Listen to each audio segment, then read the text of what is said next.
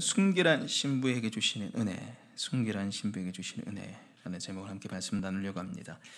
4장은 솔로몬이 술라미의 여인과 결혼한 이후에 첫날 밤을 보이는 말씀이라 그랬어요. 그래서 이 술라미 여인의 외모를 보고 너무 이뻐가지고 홀딱 반한 이 솔로몬의 고백과 모습이 나오죠. 그런데 함정은 뭡니까? 노을로 가려져 있다는 거죠. 이쁘게 보기로 작정했다는 거죠. 주님의 마음이 우리를 아름답게 보이로 작정하신 줄 믿습니다. 그리고 그를 향해서 흠없다 얘기하죠. 진짜 흠이 없어서가 아니라 주님이 우리의 모든 흠을 갈보리 십자가 언덕에서 가져갔기 때문에 우리가 흠없는 자가 됐죠. 이렇게 외모를 향해서 이쁘다고 그렇게 얘기한 솔로몬이 이제 여인의 순결함을 바라보면서 찬양합니다. 그게 오늘 이제 12절부터 나오죠. 내 누이 내 신부는 잠근 동산이요 덮은 우물이요 홍한 샘이로구나. 잠겨있는 동산, 덮어있는 우물, 잠겨있고 봉한 샘이라는 거죠. 그래서 잠겨있어서 그 누구도 와서 이걸 열 수 없고 들여다볼 수 없다. 오직 누구만 할 수 있어요? 솔로몬. 그래서 우리가 이 순결은 오직 예수님께만 열어드리는 것이다. 다른 것이 우리의 마음에 들어오지 못하도록, 침범하지 못하도록 잠궈 놓는 것이 바로 순결이라는 거죠. 그런데 이 일이 참 힘들고 부담스럽습니다. 그래서 이번 주에 이제 목장 모임을 하고 있는데 나눔을 하면서 한 분이 할 말이 없습니다. 이렇게 얘기하더라고요. 할 말이 없습니다. 말씀 가지고 나눠야 되는데 잘 못 살아서 너무 힘들어가지고 목사님 별로 할 말이 없습니다. 그렇게 얘기하거든요. 나도 할 말이 없습니다. 이렇게 얘기했어요. 제가 지난주에 말씀을 마무리하면서 하나님 앞에 순결은 도덕적이고 윤리적인 순결이 아니라고 그랬어요. 그래서 제가 향유부인 여인을 이야기한 거 혹시 기억나십니까? 가장 도덕적으로 순결하지 않은 여인이 예수님이 가장 순결한 여인으로 칭해 주셨잖아요. 예수님만 바라보는 도덕적으로 흠이 많죠. 몸을 판 여자가 무슨 순결이 있어요. 근데 그를 향해서 복음이 전해지는 곳마다 이 여자의 행한 일을 전파라고 얘기했습니다. 그렇죠? 하나님께서 보시기에, 예수님께서 보시기에 정말 순결한 여인이었다는. 왜? 주님만 바라봤기 때문에. 주님만 바라보고 거기 가면 무슨 일이 벌어질지 다 알지만 머리털로 예수님 발을 씻기는 그 어마어마한 행동을 했잖아요. 그래서 우리가 주님 앞에 행동으로 삶으로 아예 아무것도 침범하지 못하도록 막는 거는 그 잘못하면 뭐가 돼요? 바리새인적이 되는 거예요. 율법주의가 되는 거예요.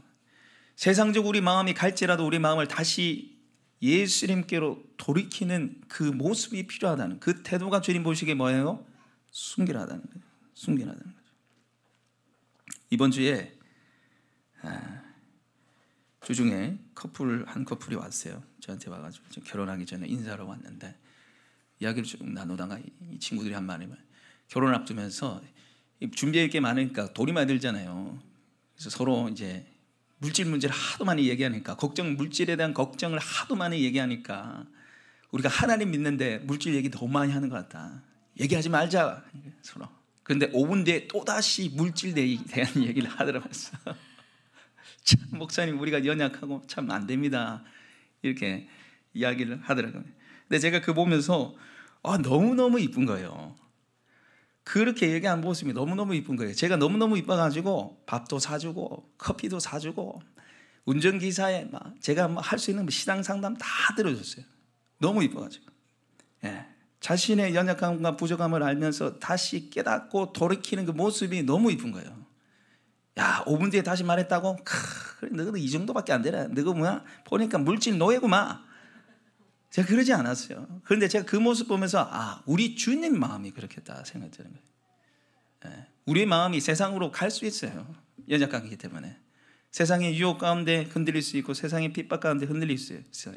그러나 다시 마음을 잡고 주님께로 돌이키는 것을 하나님 보시기에 기뻐하시는 줄 믿습니다. 거기에 순결이 있어요. 근데 이렇게 순결하길 원하는 신부에게 하나님께서 우리에게 주시는 은혜가 있는데 첫 번째가 오늘 대지를 조금 바꿨어요. 순결한 신부에게 주시는 은혜가 열매와 향기가 가득한 풍성한 삶을 주십니다.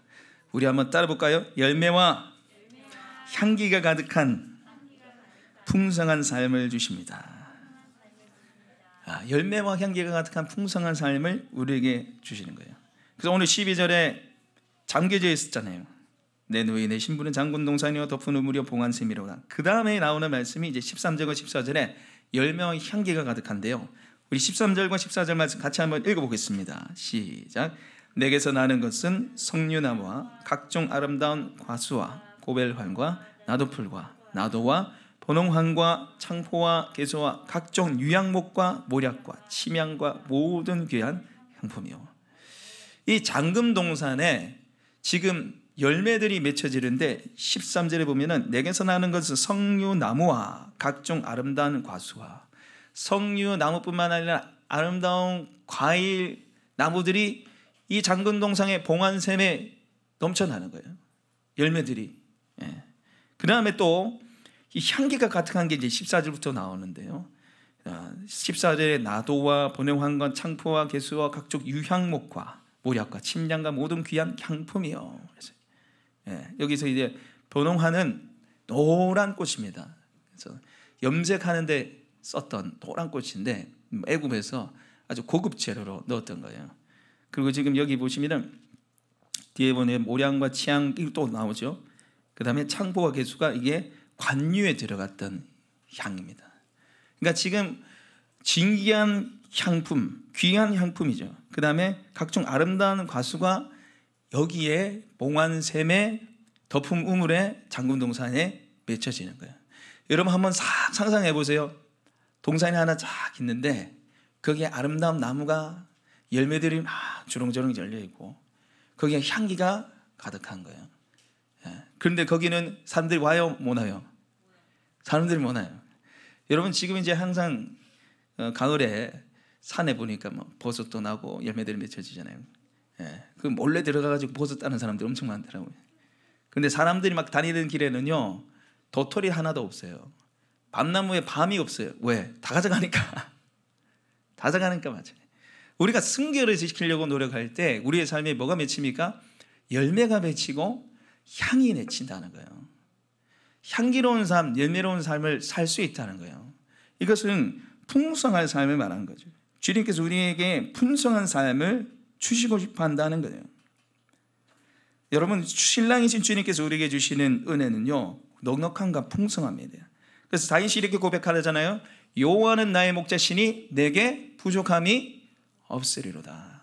부족함이 없도록 채우시는 풍성한 은혜를 주시는 분이 누구십니까? 바로 우리 주님이시는 거예요. 내 원수의 목전에서 내게 상을 베푸시고 기름으로 내 머리에 바르셨으니 내 잔이 넘치나이다. 부족함이 없고 넘쳐난 은혜를 주시는 분이 누구세요? 바로 우리 주님이시죠. 여러분 예수님께서 오병이의 기적을 일으키시고 나서 몇 바구니 남기셨습니까? 혹시 아세요? 12바구니. 12바구니가 무슨 의미예요? 12바구니 무슨 의미예요? 12제자? 12사도? 12지파? 풍성함을 말해요. 12바구니는 남길 만큼 풍성하게 예수님이 채워주셨다는 것을 기록하고 있는 거예요. 여러분 한번 상상해 보세요. 예수님이 오병이의 이적을 기록해야 되는데 모자라요. 얘들아 잘 안 되네. 2당 한 마리씩 말고 4명당 한 마리씩 물어. 다음에 내가 좀 잘해볼게. 미안하다. 얼마나 웃기겠어요. 여러분 하나님께서 우리에게 은혜를 주시는데 모자라게 해주시는 분이 아니세요. 풍성하게 남도록 채우시는 분이 바로 우리 주님이신 줄 믿습니다. 그래서 이사야서 55장 1절에 이렇게 얘기합니다. 오호라 너희는 모든 목마른 자들아 물러나라. 돈 없는 자도 오라. 너희는 와서 사 먹되 돈 없이 값 없이 와서 포도주와 젖을 사라. 포도주와 젖을 사라. 포도주는 파티 잔치를 말해요. 포도주는 잔치 파티 때 쓴 거예요. 그래서 포도주와 젖을 사라. 와서 먹으라는 거죠. 와서 마시라는 거죠. 그런데 여기 말씀을 보시면 돈 없이 값 없이 와서 사가라는 거예요. 공짜로 퍼줄 테니 와서 가져가라는 거예요. 여러분 하나님께서 우리에게 풍성한 은혜의 식탁을 예배해 주시고 가서 먹고 마시라는 거예요. 여러분 만약에 누가 나에게 일류 호텔 뷔페에 초청을 했어요. 최고급 인류 호텔 뷔페에 나를 초청했어요. 와서 먹기만 하면 됩니다. 나를 초청했어요. 여러분, 이 뷔페에 가서 내가 해야 할 일은 뭡니까? 맛있게 많이 먹으면 되는 거예요. 맛있게 너무너무 많이 먹으면 되는 거예요. 그리고 초청한 사람도 바라는 게 뭐예요? 맛있게 잘 먹는 거예요. 저희 집사람 얘기하면 또 저희 집사람 별로 안 좋아했지만은 저희 집사람이 지금은 안 그래요. 몇 년 전까지만 해도 이 뷔페, 비싼 뷔페에 가면은 꼭 먹는 게 있어요. 김밥. 좀 안 먹었으면 좋겠는데 그 구색 맞추려고 갖다 놔은 걸 그 맨날 먹어가지고 다른 거 배불러 못 먹고 맨날 김밥 일단 먹고 잡채 먹고 다 먹을 수 있는 거 그 맨날 먹고 좀 안 먹을 수 못 먹는 거 좀 먹으면 좋을 텐데, 그죠? 이거는 최고급 인류 호텔 뷔페에 우리가 초청받았으면 거기에 잘 먹으면 되는 거예요. 가가지고 나는 여기는 좀 잘 안 어울리는데요. 이거 나랑 좀 안 맞아요. 진짜 공짜로 먹어도 됩니까? 저는요 편의점이 맞아요. 편의점에 가가지고 삼각김밥이랑 컵라면 먹을게요. 갈게요. 이게 얼마나 황당합니까? 그런데 우리 주님이 인류 최고급 호텔 뷔페보다 더 풍성한 은혜의 식탁을 우리에게 베풀어 주셨습니다. 할렐루야. 거기에서 우리가 해야 할 일은 뭡니까? 가서 먹으면 되는 거예요. 즐기면 되는 거예요. 누리면 되는 거예요. 할렐루야. 오늘 이사야서 55장 1절에 보십시오. 돈 없는 자도 나와라. 값 없는 자도 나와라는 거예요. 돈 없이 값 없이 와서 먹으라는 거예요. 누가 값을 치렀습니까? 주님이 값을 다 치르셨잖아요. 주님께서 우리가 하나님 앞에 나갈 수 있고 모든 풍성한 은혜를 받을 수 있는 길을 열어두셨습니다. 할렐루야. 그래서 우리가 가서 누리면 되는 거예요. 가서 받아 누리면 되는 것입니다. 여러분 현재의 삶이 어떻습니까? 메마릅니까? 곤고합니까? 만지 못해서 살아가십니까? 낑낑대면서 하루하루를 버티기로 살아가시는 삶을 살아오고 계십니까? 여러분, 그거는 주님이 원하시는 삶이 아니에요. 주님은 여러분의 삶에 열매가 맺히길 원하십니다. 내가 너희를 선택한 일은 열매가 있게 하고 항상 열매가 있게 해서 하나님 아버지께 영광을 돌리는 삶을 살게 하기 위해서 내가 너희를 선택했다고 말씀하셨어요. 풍성한 은혜를 주시기 위해서 우리를 선택하셨고요. 우리의 삶에 풍성한 은혜와 사랑이 넘치도록 우리를 택하신 줄 믿습니다. 그 풍성한 은혜를 받아 누리시는 저와 여러분 되시길 소망합니다. 두 번째로 순결한 신부에게 주시는 은혜는 메마른 영혼들을 풍성케 하시는 삶을 살게 하시는, 메마른 영혼들을 풍성케 하시는 삶을 살아내게 하세요. 여러분, 오늘 우리 15절 말씀 같이 한번 읽어보겠습니다. 15절 읽겠습니다. 시작. 너는 동산의 샘이요 생수의 우물이요 레바논에서부터 흐르는 시내로구나. 아멘. 자, 오늘 15절 이 말씀을 해석을 하기 위해서는 두 가지가 필요한데, 첫 번째는 이 장소의 변경, 어느 쪽으로 흘러가는 것을 봐야 되고, 두 번째는 레바논이라는 이 단어를 해석해낼 수 있어야 돼요. 자, 15절이 장소의 변경 모습, 동산의 샘에서 생수의 우물에서 레바논 시내입니다. 그렇죠? 동산의 샘, 생수의 우물, 레바논 시내. 자, 지금 이 이미지가 어떻게 되냐면은 점점점 커지고 있어요. 동산의 샘에서 생수의 우물에서 레바논은 산을 말합니다. 산맥을 말하는데 작은 것에서 커지는 것을 말해요. 이거를 더 잘 보기 위해서는 12절 말씀 보시면 이게 저 다 늘어나요. 12절에 이 장소의 변화를 보십시오. 내 신부는 장군 동산이요 덮은 우물이요 봉한 샘이로다. 장소가 커져요, 작아져요? 작아지고 있죠, 그죠? 동산에서 우물에서 우물 안에 샘 작아지고 있어요. 그런데 15절은 어떻게 돼요? 동산, 생수의 우물, 그리고 레바논 산 커지고 있어요. 그러니까 밖으로 확장되는 걸 지금 드러내고 있어요. 중심에서부터 밖으로 확장되는 걸 이미지를 나타내고 있고, 여기 레바논이 이 뜻이 뭐냐면 히브리 말로 하얀 산이라는 뜻입니다. 하얀 산. 왜 하얀 산이라는 것은 만열설로 덮여있기 때문이요. 1년 365일 산이 하얀 눈으로 덮여있기 때문에 하얀 산이라는 거예요. 그 레바논 산에 눈이 녹으면서 물이 쫙 흘러나와요. 시내가 쫙 흘러나가서 그 시내가 흘러가는 곳곳마다 생명이 살아나는 거예요. 마른 땅이 촉촉하게 되고 거기에 싹이 자라고 열매가 자라나는 거죠. 그래서 풀이, 꽃이 생성되고 또 그것을 먹으러 동물들이 오는 거예요. 그러니까 레바논, 지금 오늘 15절에 레바논에서부터 흐르는 시내로구나, 이 얘기는 이 신부를 통해서 생명이 살아나는 삶을 말하는 거예요. 그러니까 신부가 예수 그리스도를 통해서, 우리가 신랑 되신 예수 그리스도를 통해서 풍성한 삶을 내가 살고 누리고, 나만 풍성한 삶, 나만 채워지는 삶이 아니라 이게 차고 넘쳐가지고 다른 사람을 살리는 삶을 말하는 거예요. 주님은요, 나를 채우시고 나를 풍성케 하실 뿐만 아니라 나를 통해서 다른 메마른 영혼들이 채워지길 원하십니다. 할렐루야.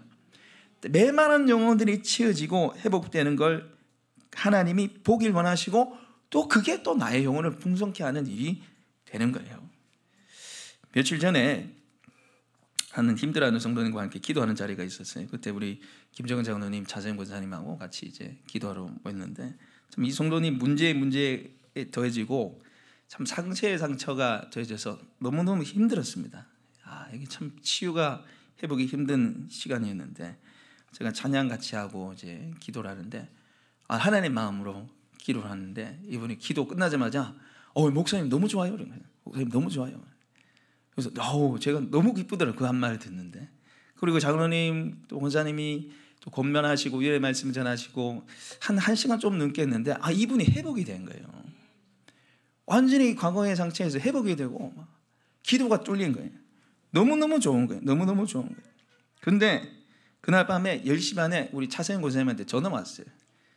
10시 반에 전화를 하려고 그랬는데 우리 남편이 막았어요.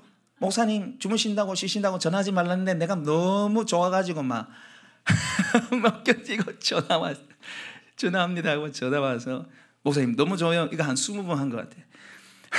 목사님 너무 좋아요. 목사님 너무 좋아요. 목사님 너무 좋아요. 너무 좋아요. 뭐가 그리 좋아요? 자기가 회복된 게 아니잖아요. 자기가 은혜받는 게 아니잖아요. 왜 좋아요? 회복된 거 보니까 나도 회복된다는 거예요. 그 영혼이 살아나는 거 보니까 나도 너무 살아나고 너무너무 좋다는 거예요. 여러분, 이게 하나님 주신 은혜입니다. 여러분, 하나님의 은혜는 나만 충만케 되고 나만 소생케 되는 게 아니라 결국 소생케 되고 충만케 된 나를 통해서 다른 영혼이 살아나길 원하세요. 그 사명을 우리가 감당할 때 더 큰 기쁨이 우리에게 있는 줄 믿습니다. 그래서 공고한 영혼, 메마른 영혼을 향한 그 주님의 마음을 품고 나를 통해서 흘러 넘치는 은혜를 주십시오. 할렐루야. 우리 따라 한번 볼까요? 나를 통해서 흘러 넘치는 은혜를 주십시오. 흘러 넘치는 은혜를 주십시오. 흘러 넘치는 은혜가 있어야 돼요. 흘러 넘치는 은혜. 낑낑대면서 살아가는 삶이 아니라, 메마르고 척박해서 바닥을 빡빡 긁어내는 삶이 아니라 나를 통해서 흘러 넘치는 은혜. 그래서 메마르고 고운고한 영혼들이 흘러 넘치는 은혜가 흘러가서 그 영혼 또한 또 채워지고 또 다른 영혼을 변화시키는 그 은혜가 있길 소망해요. 근데 여러분, 이거는요, 우리의 환경과 상황에 따라서 되는 게, 좌지우지 되는 게 아니에요.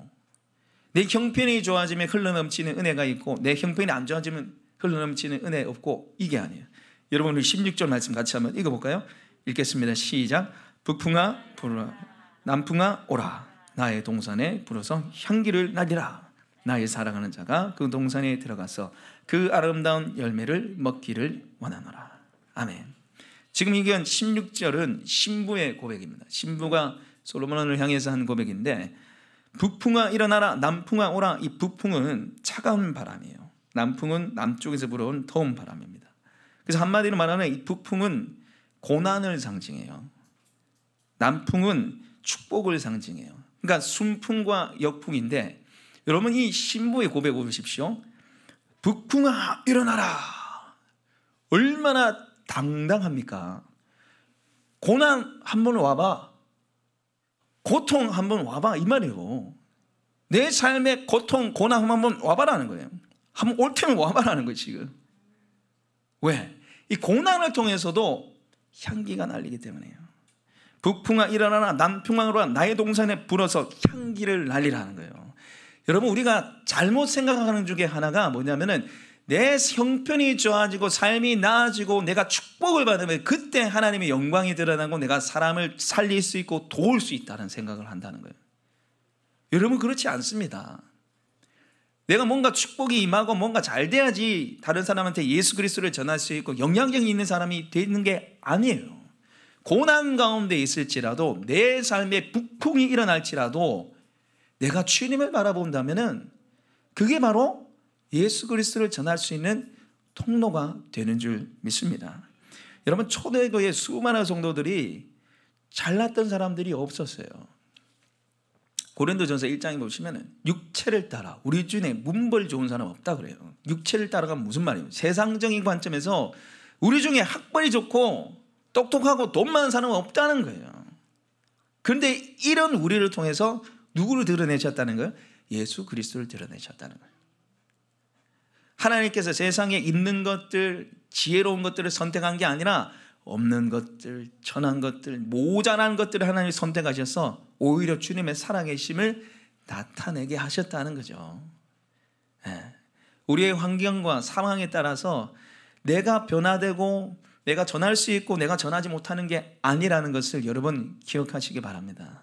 그래서 여러분의 삶에 고난이 있더라도 고난의 연속일지라도 주님은 그 가운데서도 풍성한 은혜를 채우시고요, 여러분의 삶을 통해서 흘러넘치는 은혜로 다른 사람들을 살리고 변화시키길 원하신다는 것을 여러분 기억하시기 바랍니다.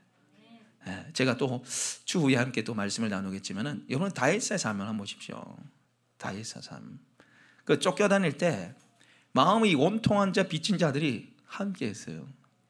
사원인데 쫓겨다니는데 걸리면 어떻게 돼요? 다 죽어요. 다 죽는데 왜 다윗을 쫓아다녀요? 다윗이 하나님을 바라봤기 때문이에요. 아들람 동굴에 같이 갇혀 있고 같이 도망 다녔잖아요. 10명, 20명 다 몇백 명이 다윗을 따라다녀요. 왜? 다윗이 그 고난 가운데 하나님 바라보는데 그 다윗의 예배함과 그 다윗의 영광, 하나님의 은혜가 이 같이 간 사람들에게 임하니까 막 따라다니는 거예요. 여러분 삶에 고난이 끊임없이 있을지라도 여러분 정말 하나님을 바라본다면 여러분의 삶에 풍성한 은혜가 있어요. 그리고 여러분 삶 자체로 하나님께 영광이 되고 예수 그리스도를 전할 수 있는 통로가 되는 줄 믿습니다. 그래서 그 풍성한 은혜를 누리고 전하는 저 여러분의 삶이 되길 원합니다. 이 시간에 우리에게 주신 말씀 붙잡고 우리 함께 기도했으면 좋겠는데요. 기도하실 때 여러분